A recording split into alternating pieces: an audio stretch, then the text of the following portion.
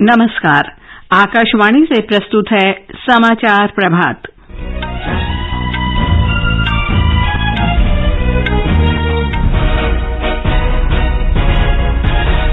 प्रधानमंत्री नरेंद्र मोदी ने कहा, भारतीय बैंकों और मुद्रा को अंतर्राष्ट्रीय व्यापार और आपूर्ति श्रृंखला का एक महत्वपूर्ण हिस्सा बनाया जाना चाहिए। वित्त और कंपनी मामलों के मंत्रालयों के ऐतिहासिक सप्ताह समारोह का भी उद्घाटन किया।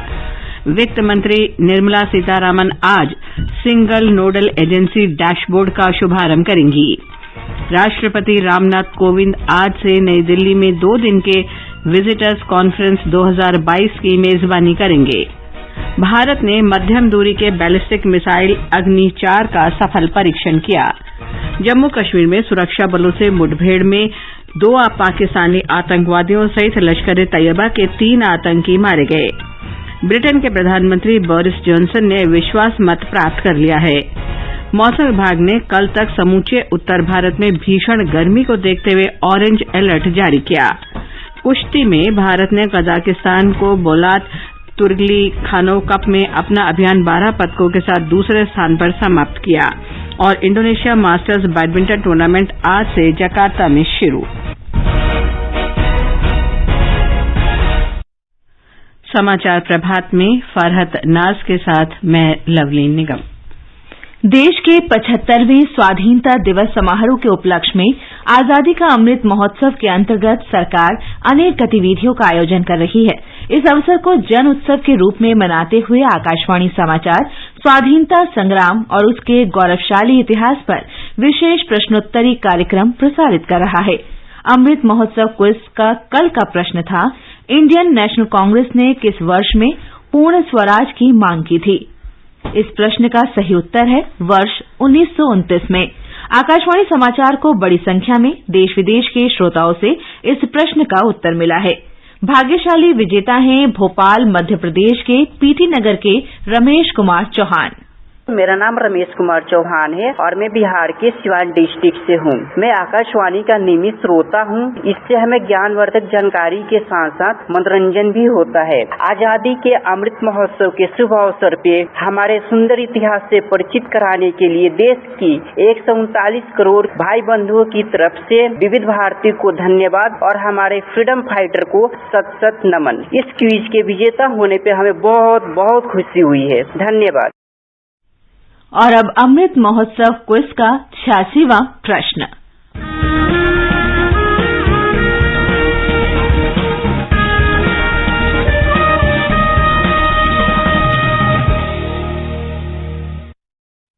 आज का प्रश्न है, किस स्वतंत्रता सेनानी ने गांधी जी को राजी किया था कि नमक आंदोलन केवल पुरुषों तक सीमित नहीं रखा जाए?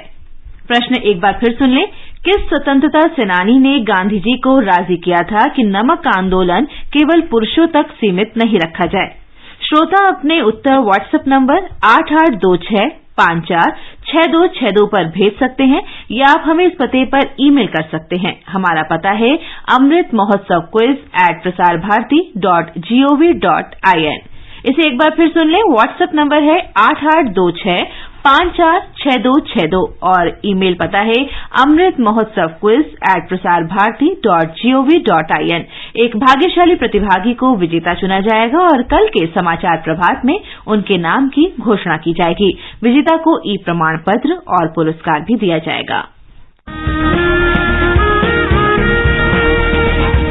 आजादी के 75 वर्षों का पर्व अमृत महोत्सव के पावन अवसर पर आकाशवाणी समाचार लेकर आया है अमृत महोत्सव क्विज। आप भी इस क्विज का हिस्सा बन सकते हैं। हमारे समाचार बुलेटिनों में पूछे गए स्वतंत्रता आंदोलन से जुड़े प्रश्नों का जवाब देकर। आपसे ये सवाल प्रत्येक सोमवार और मंगलवार को सुबह 8 बजे प्रसारित होने वाले बुलेटिन समाचार प्रभात में पूछे जाएंगे। श्रोता ईमेल amritmahotsavquiz@prasarbharati.gov.in पर अपने जवाब भेज सकते हैं। आप अपने जवाब व्हाट्सएप नंबर 8826546262 पर भी भेज सकते हैं। विजेता का चुनाव सही जवाबों में से लकी ड्रॉ के माध्यम से होगा और इसकी घोषणा अगले दिन इसी बुलेटिन में की जाएगी। विजेता को प्रमाण पत्र के साथ एक उपहार भी दिया जाएगा। साथ ही विजेता का नाम हमारे ट्विटर हैंडल पर भी फ्लैश होगा। तो आइए मनाएं आजादी के 75 वर्षों का पर्व अमृत महोत्सव आकाशवाणी समाचार के साथ।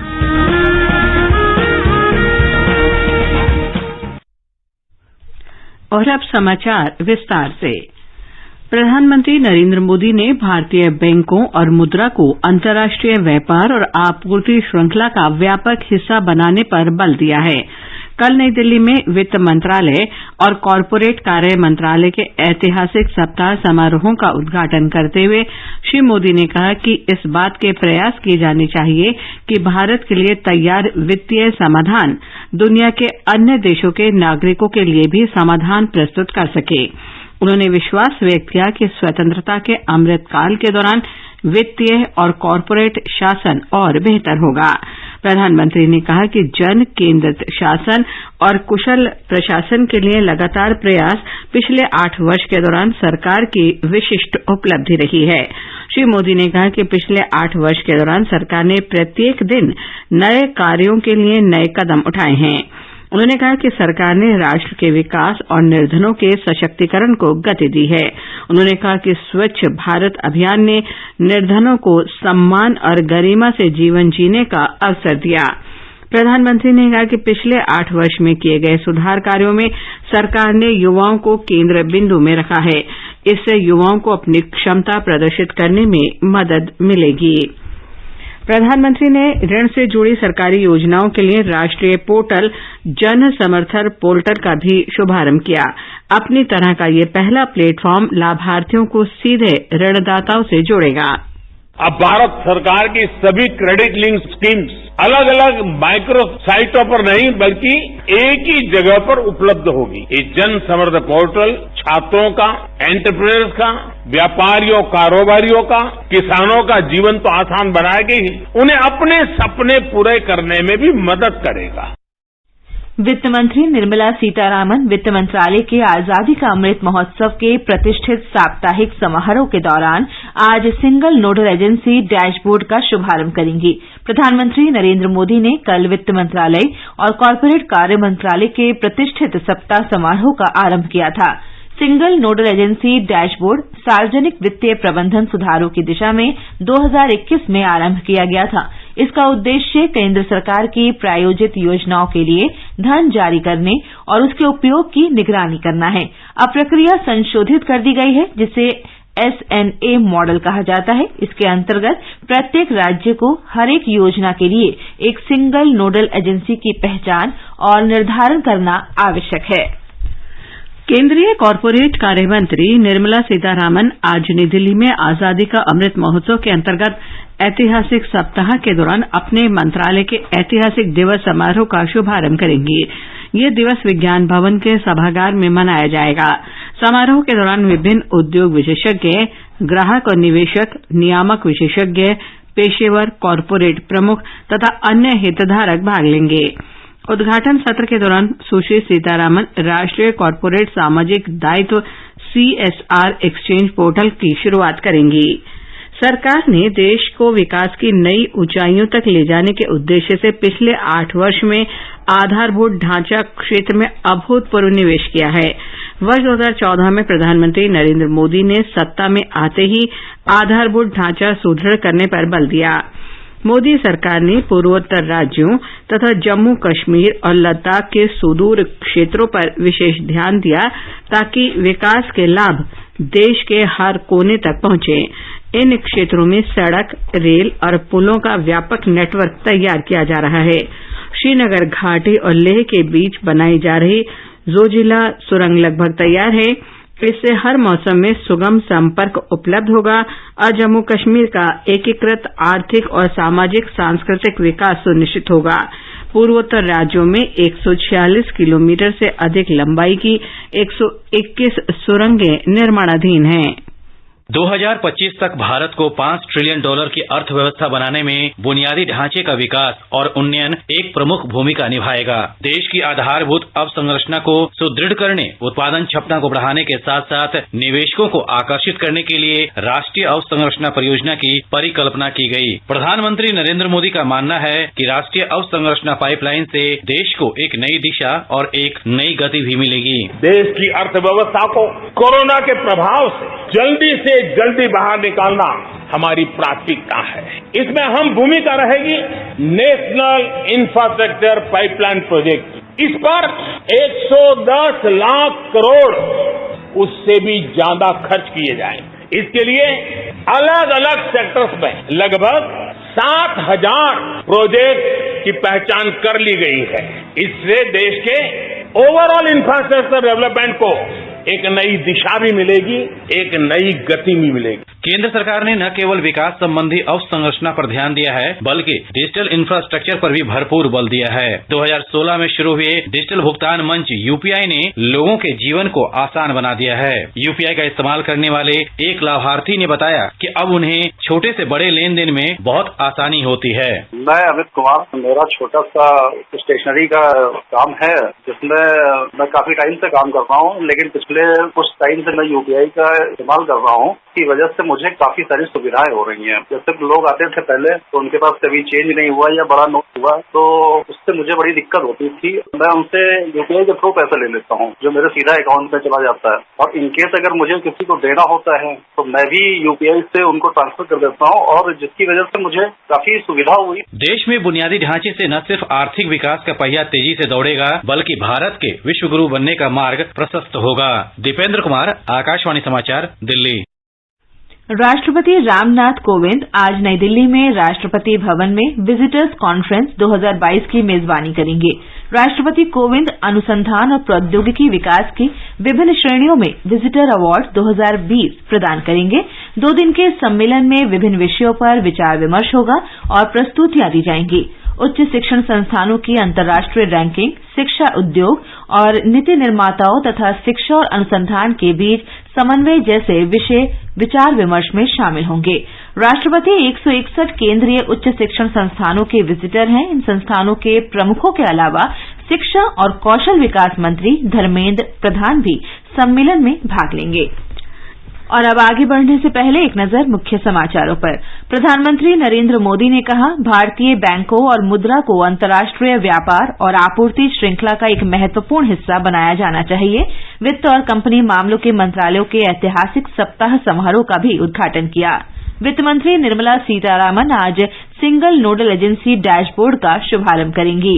राष्ट्रपति रामनाथ कोविंद आज से नई दिल्ली में 2 दिन के विजिटर्स कॉन्फ्रेंस 2022 की मेजबानी करेंगे। भारत ने मध्यम दूरी की बैलिस्टिक मिसाइल अग्नि 4 का सफल परीक्षण किया। जम्मू कश्मीर में सुरक्षा बलों से मुठभेड़ में 2 पाकिस्तानी आतंकवादियों सहित लश्कर-ए-तैयबा के 3 आतंकवादी मारे गए। ब्रिटेन के प्रधानमंत्री बोरिस जॉनसन ने कंजर्वेटिव पार्टी की बैठक में विश्वास मत प्राप्त किया। मौसम विभाग ने कल तक समूचे उत्तर भारत में भीषण गर्मी को देखते हुए ऑरेंज अलर्ट जारी किया। कुश्ती में भारत ने कजाकिस्तान में बोलाट तुल्क्यानोव कप में अपना अभियान 12 पदकों के साथ दूसरे स्थान पर समाप्त किया, और इंडोनेशिया मास्टर्स बैडमिंटन टूर्नामेंट आज से जकार्ता में शुरू हो रहा है। जन जन ने निर्णय लेकर भारत की सूरत बदली है। कदम कदम पे जनता मोदी जी के साथ चली है। 8 साल में हमने संभव को संभव कर डाला है। गलतियों के सूरज का देखो पश्चिम में भी उजाला है। रात गई अब दिन आएगा, अभी तो ये बस भोर है। ये भारत का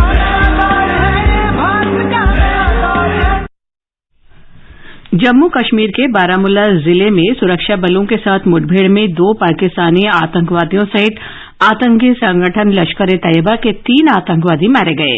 एक पाकिस्तानी आतंकवादी सहित 2 आतंकी आज सुबह कुपवाड़ा जिले के चक्तारास कांडी इलाके में हुई मुठभेड़ में मारे गए।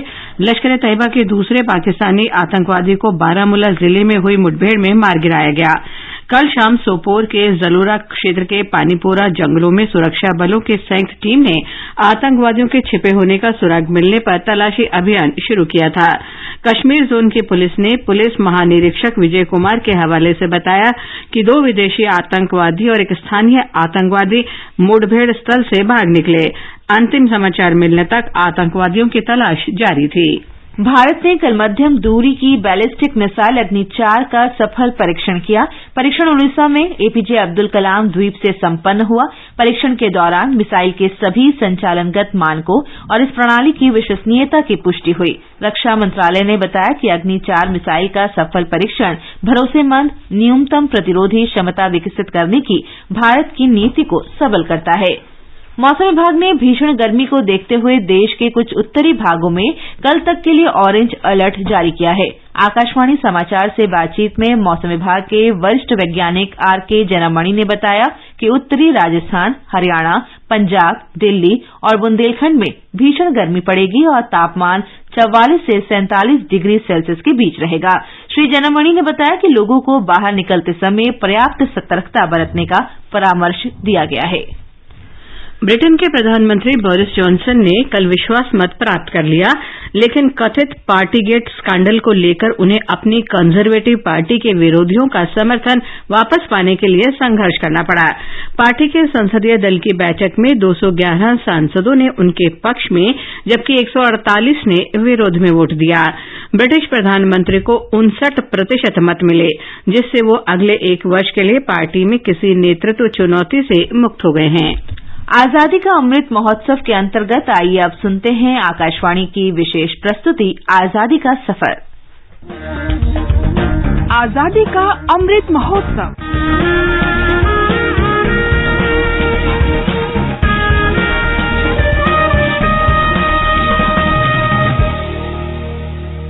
आजादी का सफर आकाशवाणी समाचार के संग भारत का शानदार स्वाधीनता संघर्ष आधुनिक विश्व के महानतम संघर्षों में से एक है। आकाशवाणी से हम आपके लिए रोजाना ला रहे हैं इस शानदार संघर्ष की झलक।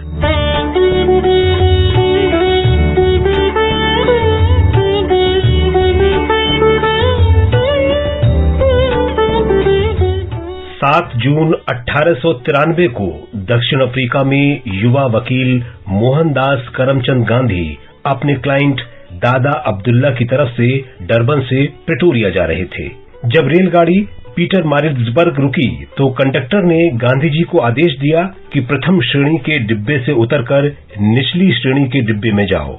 जब गांधी जी ने मना करते हुए कंडक्टर को अपना प्रथम श्रेणी का टिकट दिखाया तो उन्हें जबरदस्ती ट्रेन से उतार दिया गया। तुम क्या कर रहे हो इस जगह कुली? क्यों ये टिकट है? First class ticket? ये कैसे हासिल हुआ? मैंने डाक से मंगवाया था। मैं एक वकील हूँ और इतना समय नहीं था कि मैं यहाँ कोई काला वकील नहीं साउथ अफ्रीका में।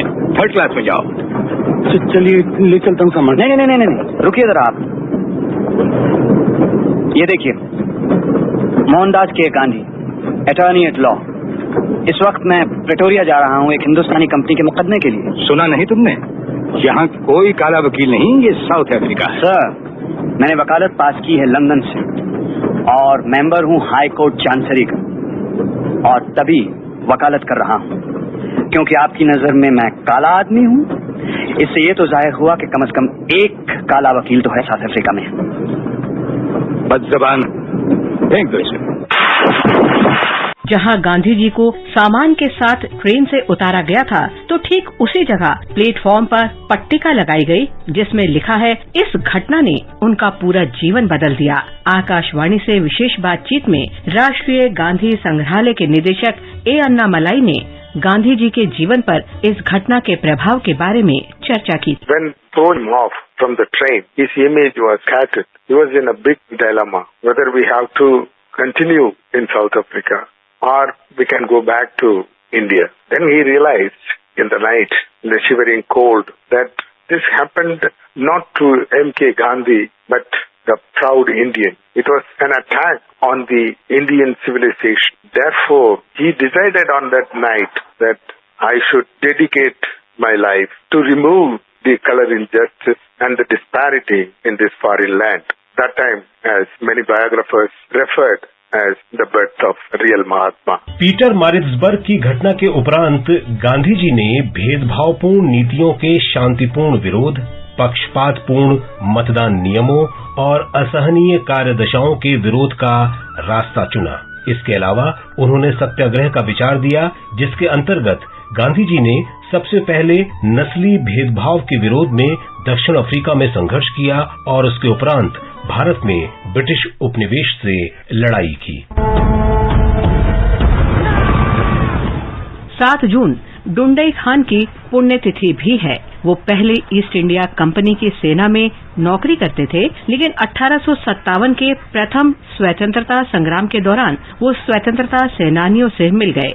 उन्होंने सैनिकों के समूह का नेतृत्व किया और संपत्ति तथा हथियार जुटाने के लिए ब्रिटिश ठिकानों पर हमला किया। ऐसी ही एक कार्रवाई के दौरान कंपनी सेना ने उन्हें पकड़ लिया। खान पर सेना की नौकरी छोड़ने और ब्रिटिश साम्राज्य से बगावत करने के आरोप लगाए गए। दोषी ठहराकर खान को जुलाई 1857 में सश्रम आजीवन कारावास की सजा सुनाई गई। उन्हें अप्रैल 1858 में बम्बई से अंडमान द्वीप समूह भेज दिया गया। 7 जून 1858 को सेलुलर जेल में डुंडई खान का निधन हो गया। प्रचंड बोल मस्तकों के झुंड, आज जंग की घड़ी के तुम गुहार दो। हम आज शहीद निशान सिंह को भी याद कर रहे हैं। वे बिहार के शाहाबाद जिले के निवासी थे। निशान सिंह कुंवर सिंह के निकट सहयोगी थे। उन्होंने 1857 में कुंवर सिंह के साथ मिलकर जगदीशपुर, जौनपुर, हाजीपुर, कानपुर, लखनऊ और बांदा में अंग्रेजों से स्वतंत्रता की लड़ाई लड़ी। निशान सिंह को उनके गांव से पकड़ लिया गया और 7 जून 1858 को उन्हें तोप से निर्दयतापूर्वक उड़ा दिया गया। शहीद निशान सिंह को शत-शत नमन। आज बस इतना ही। आजादी का सफर आकाशवाणी के संग। कल फिर मिलेंगे नई कड़ी के साथ।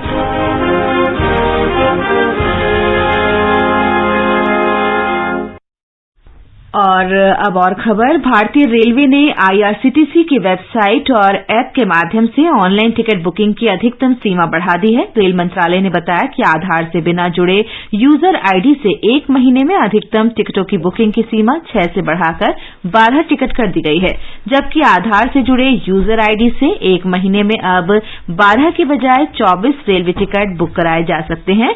हमारे संवाददाता ने बताया है कि अभी आईआरसीटीसी की वेबसाइट से बिना आधार से जुड़े यूजर आईडी से अधिकतम 6 टिकट और आधार से जुड़े यूजर आईडी से अधिकतम 12 टिकटें ही बुक कराई जा सकती हैं।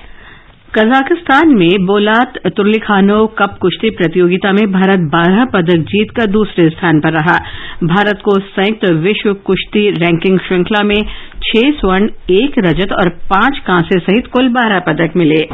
इंडोनेशिया मास्टर्स 2022 बैडमिंटन टूर्नामेंट आज से जकार्ता में शुरू हो रहा है। टूर्नामेंट की शुरुआत क्वालिफाइंग मैचों से होगी। टूर्नामेंट में भारत की उम्मीदें भारतीय खिलाड़ियों पीवी सिंधु और लक्ष्य सेन के प्रदर्शन पर रहेंगी।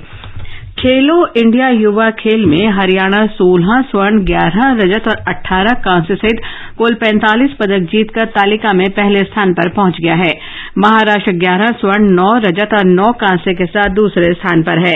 भारोत्तोलन में हरियाणा की ऊषा ने 170 किलोग्राम वजन उठाकर स्वर्ण पदक जीता। हरियाणा की लड़कियों ने कबड्डी में आंध्र प्रदेश को हराकर फाइनल में जगह बनाई। योग प्रतियोगिता में हरियाणा के खिलाड़ियों ने कलात्मक समूह योगासन के अंडर 18 लड़कों के वर्ग में स्वर्ण पदक जीता। ये समाचार हमारी वेबसाइट newsonair.gov.in/hindi पर भी उपलब्ध हैं।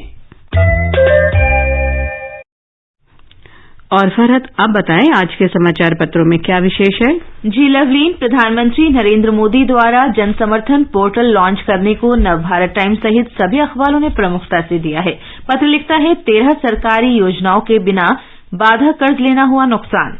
भारत का इस्लामिक देशों के संगठन ओआईसी और पाकिस्तान को करारा जवाब देने की खबर को प्रमुखता से देते हुए अमर उजाला लिखता है ओआईसी की कोच सोच छोटी, बयान अस्वीकार्य। पाकिस्तान का तो अपना ही रिकॉर्ड खराब। सत्येंद्र जैन के आवासीय परिसरों पर प्रवर्तन निदेशालय के छापे को राष्ट्रीय सहारा ने प्रमुखता से देते हुए लिखा है, धन शोधन निवारण अधिनियम की आपराधिक धाराओं के अंतर्गत सत्येंद्र जैन को गिरफ्तार किया गया। हिन्दुस्तान ने खतरनाक शीर्षक से लिखा है, देश की अधिकांश नदी जहरीले धातु प्रदूषण से ग्रस्त।